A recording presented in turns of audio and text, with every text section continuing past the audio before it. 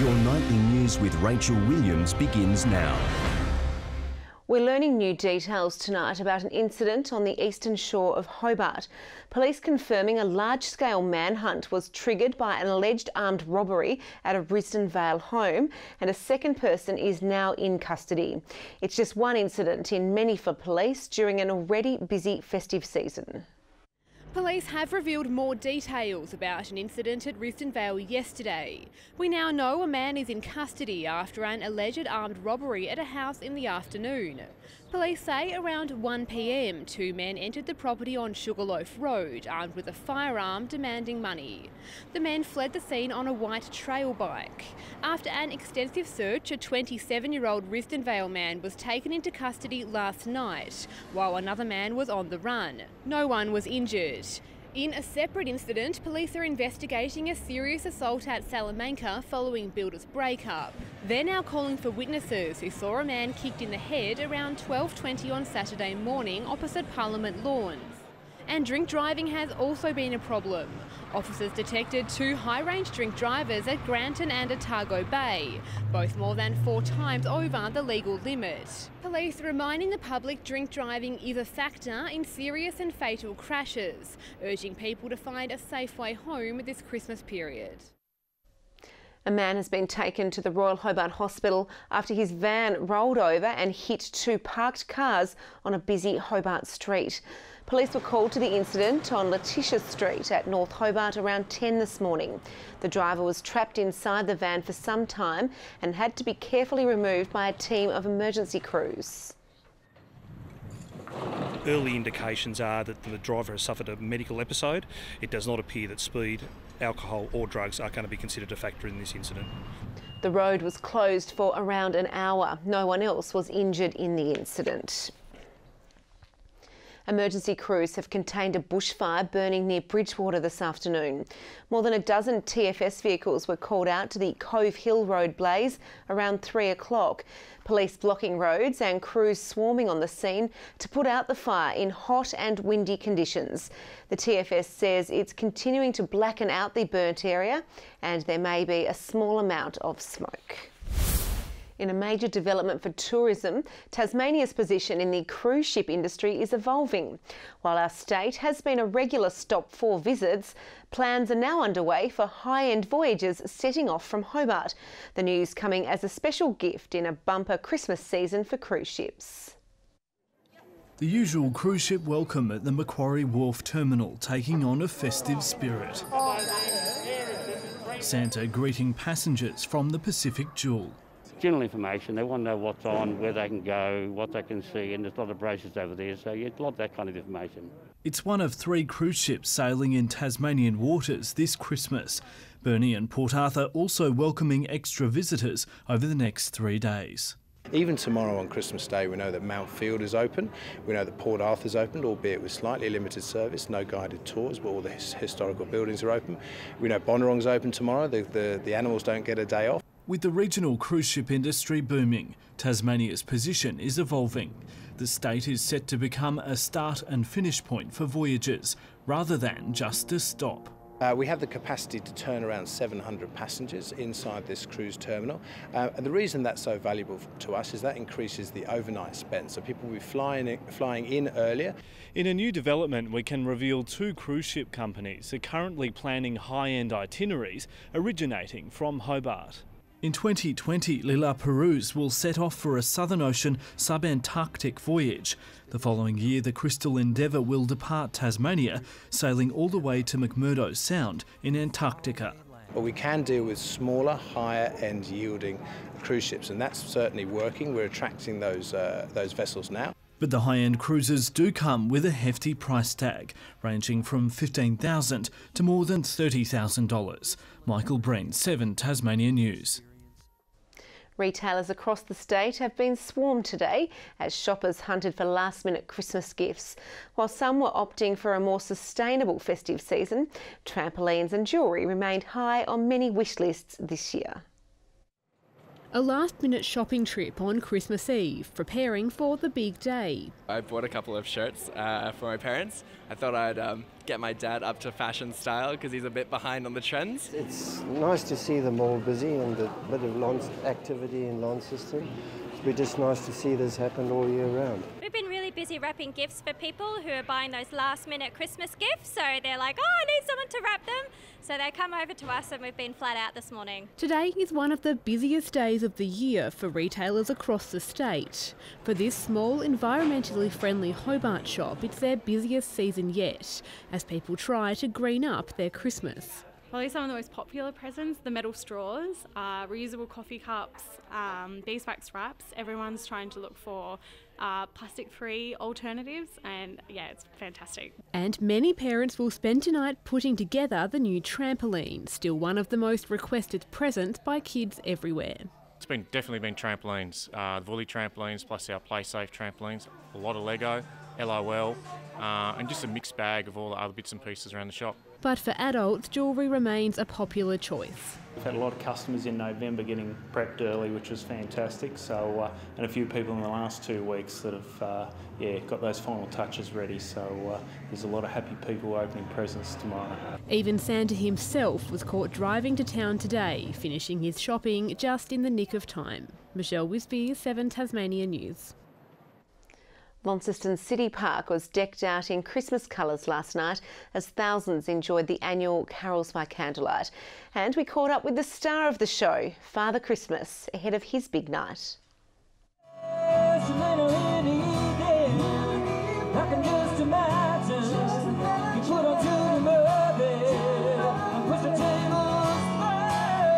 Before busy families start making the gravy and preparing Christmas Day lunch, this was a chance to relax ahead of the rush. Christmas carols, both classic and contemporary, chimed through City Park. For some, this was their first taste of Carols by Candlelight. They were among the thousands enjoying this great event. Christmas is a time of the year to spend time with your family. And it's a family tradition. 4 hours of festive fun included all the favourites. I love Rudolph the Red-Nosed Reindeer. I think the kids love it too, and I was watching them dancing out the front there. Jingle bell, jingle all the way. In the meadow we can build a snowman and pretend that he's a circus clown. It was Charlotte Page's first Carols by Candlelight on stage. She sang alongside fellow performer Tarrant Edwards. Their song about the snow felt right at home, even on a warm Tasmanian night. It's really exciting and yeah, it gets everyone up and about. It's a great time. Who doesn't love Christmas? Seeing people all the way out to the back of City Park just blew my mind. But one special guest caught everyone's attention. The most favourite song that I've heard so far is probably Dear Santa. Oh, look, it's Santa. Santa Claus coming to town before his sleigh circles the globe tonight. It is absolutely fantastic. It is a beautiful day. The crowd is appreciative. Everyone is just taking it in. Plenty of coffee, plenty of food, and I'm going to have a lot of it very shortly. There will surely be plenty more smiling faces tomorrow morning. Well, I'm going to start in New Zealand, and then I'm going to come to Australia, and I'm just going to work my way around the world from there on in. Tom Johnson, 7 Tasmania News. Tasmanian food and wine vendors are expecting a welcome economic boost come January, with Mona Foma predicted to be a hit with locals and visitors alike. It's the first time the full festival will be held in Launceston, and organisers say they're expecting the success to extend beyond the event. For kombucha maker Lauren, the chance to showcase her brew at Mona Foma is a big opportunity. She's brewed 500 litres ahead of the upcoming festival. We ferment for almost a month, so the kombucha for Mona Foma has already been brewed and it's just sitting doing its fermentation thing and it's loving the summer heat. She's just one local vendor showing off her goods, with organisers aiming to shine a light on small Tasmanian producers. So we do have a little bit of a following here in Launceston, and hoping that people that come over from Mona Foma either already are kombucha drinkers and can taste our Tasmanian kombucha, or get exposed to something new. And some of them you may see at the Launceston Farmers Market or other events around Tasmania, which is great, because we really do believe in sourcing locally for both the produce and for our people. And they certainly have their work cut out for them, with the event expected to draw bumper crowds. One of the great things about events like Mona Foma is that it has international presence and it's a reason for people to come. So it's a great thing for the economy, a great thing for the local community too. An economic boost which is predicted to extend beyond the event. For small business, we know that these sorts of events bring people to the state that are willing to spend, and they want to spend it with little local businesses. So it's a very important thing for small business across Tasmania. It's also hoped visitors will extend their stay and take the chance to explore the Apple Isle. What we're seeing increasingly too is people travelling further than just the major cities. They come down for the event, then they realise there's a lot more to see in Tasmania, so they come back later with their family to see more of the state. Mona Foma begins on January 13. Judy Augustine, 7 Tasmania News. We have some important details for your Christmas Day celebrations. The Bureau of Meteorology is keeping a close eye on the weather. Forecasters are predicting cooler conditions than originally anticipated, with a cold front crossing overnight. A trough in the northeast may bring some late showers. That will see some showers develop about the northeast and central parts late tomorrow afternoon, and then we'll see those showers potentially move into the central east and southeast through the evening. But really, for much of the day, Christmas Day should be a pretty nice day across Tasmania. And of course, Peter Murphy will have more details later in our bulletin.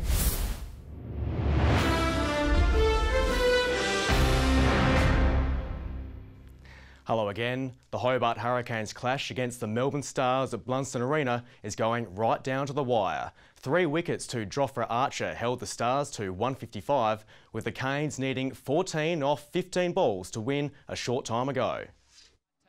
Christmas Eve action, postcard perfect for Blunston Arena's first Big Bash game for the season. The veteran was winning over fans. Have a good one. Good on you, George. Unusually warm. Yeah, I know. This is no good for my complexion.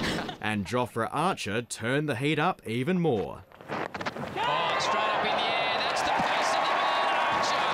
Dean goes. And first blood for the home side. The Canes kept the batsmen sweating. Even Archer was on his toes. The hostilities in Hobart kept on coming for the Victorians. Straight up in the air. Should be the end of Ben Dunk. It is a simple catch. Faulkner does the job. The Stars were ducking for cover, but the 11th over included a lucky break. And dropped. This potato too hot for Simon Malenko. Glenn Maxwell went on to hit 5 sixes. He put on a strong stand with Nick Larkin until Darcy Short sent the bails tumbling. It was an early Christmas present for the home side. Then Maxwell went just shy of a century in the next over. Well, that's got to be out. It is. Maxwell knew immediately. Faulkner caught Dwayne Bravo in the final overs, the Stars ending their innings on 5 for 155. In reply, Matthew Wade and Darcy Short put on a 55-run opening stand. Then he gets the full toss.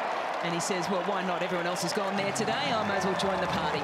Until Short's shot landed in a glove and Alex Doolan's made no contact at all.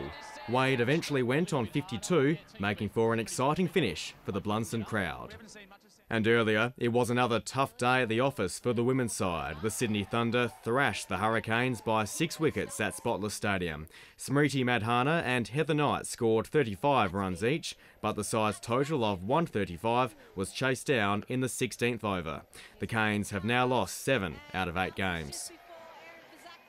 But in some bad news for the Hurricanes men's side, the club has confirmed paceman Tymel Mills will miss the entire Big Bash season after injuring his troublesome hamstring during a practice match last week. The Canes are now looking for a replacement. And Rach, the Hurricanes have just claimed victory a short time ago, defeating the Stars by 6 wickets at Blunston. So great news, 2 from 2. Yeah, fantastic result. Thank you for that, Tom. Well, Peter Murphy will join us after the break with the weather forecast, and we'll have the latest from the North Pole on Santa's movements.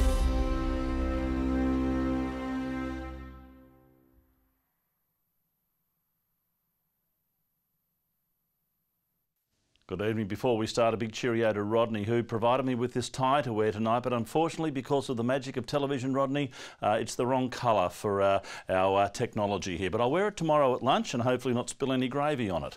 All temperatures above average today. Hobart, along with Campania and Dunalley, reached our top of 32 degrees. Launceston 25, Burnie and Devonport 20. Friendly Beaches and Ouse reached 31. Grove 29, the Islands 28, St Helens 27. Strawn 25 today and Lyowini 23. A mostly cloud-free state today, with only a little building over the southwest in the afternoon.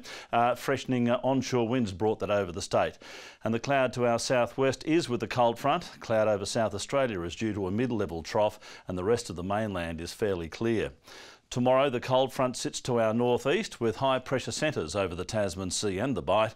A ridge extends over the east coast of the nation with troughs further north. The winds west to southwesterly at 10 to 20 knots, reaching 30 knots over the south in the morning. They will tend south to southeasterly over eastern waters, swells to 3 metres in the west and south. A strong wind warning from Tasman Island to Low Rocky Point, a small craft wind alert for the southwest lakes. Now the all-important forecast for Christmas Day, a possible shower for Hobart, mainly early, 22 the top, 20 for Adventure Bay with an early shower, mostly sunny for Tarraleah, 21 the maximum. Launceston fine and mostly sunny, 26 the top, 22 for Devonport, okay for Bridport as well, and 23. Burnie tomorrow, mostly sunny, 14 overnight, 23 the top for Christmas Day, 20 for Strawn. After the early shower, it'll be fantastic and mostly sunny for Marrawar and 19 degrees. And in the east tomorrow, becoming cloudy with maybe a late shower, 21 for St Helens, Swansea 20, Whitemark sunny though in Flinders and 23 degrees. The UV extreme across the state. Boxing Day, fine and mostly sunny apart from a morning shower over the southeast. Partly cloudy on Thursday with maybe a shower over the northwest and the chance of a shower over the north and northwest on Friday. Fine, hot and sunny for Christmas Day for Perth and Adelaide, a fine 26 in Melbourne, sunny in Canberra and at last in Sydney, fine also in Brisbane and 29, but storms possible for Darwin. Fine, warm and sunny in Hobart, 30 right now, Launceston 23 and Devonport currently 19 degrees. Rachel, a Merry Christmas to you and all our viewers. I just hope Santa brings me what I deserve. I'm sure you've been a good boy this year. Thank you for that, Murph. Well, before we leave you tonight, we have some breaking news from the North Pole. Santa Claus is now making his way around the world and will be reaching Tasmania in the coming hours. After crossing the Pacific Ocean, Santa will fly over New Zealand before arriving in Tasmania. Air Traffic Control is preparing for the special arrival. They'll be making sure Santa has a clear flight path so he can visit every home in the state.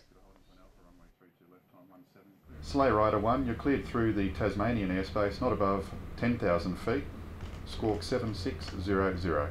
Yes, we do have a flight plan in for Santa tonight. He's planning to come into Tasmania via Tasman Island, down in the south end of the state, and then he'll work his way up through Tasmania, and then he'll exit our airspace early hours of tomorrow morning over Flinders Island before heading to the mainland. Santa has asked all children to go to bed on time so he can make sure there are presents under every tree. And that's all your news for now. Thanks for joining us. Have a safe and happy Christmas from all of us here. Good night.